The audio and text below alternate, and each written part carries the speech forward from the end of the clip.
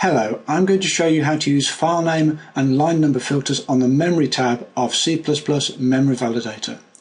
First of all, we need to relaunch the example application, so I'm going to click the relaunch icon.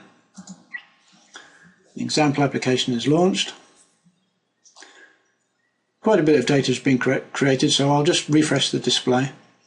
Now what we're going to demonstrate here is the filtering of data based on the allocation, location, file name and line number.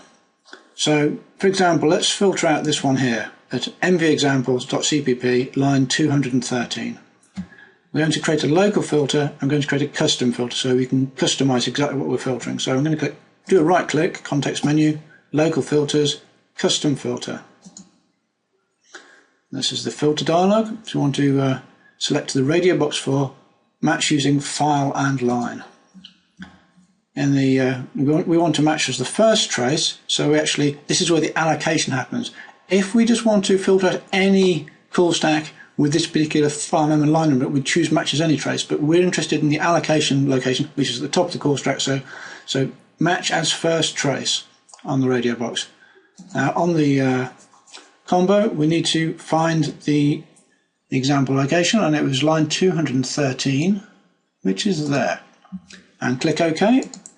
And that line is now being removed from the display. So that's an example of a file name and line number filter.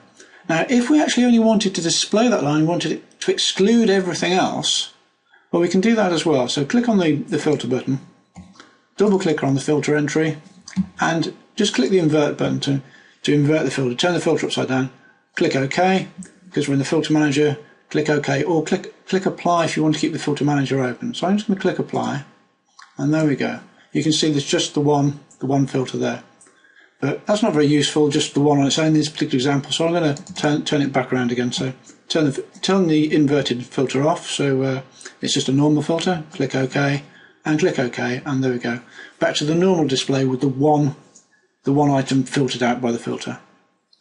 That's file name and line number filtering. Thank you very much.